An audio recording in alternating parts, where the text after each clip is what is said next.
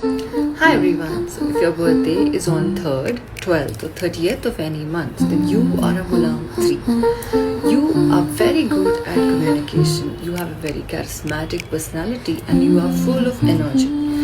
You are good at imagination. You can imagine a world within your own mind.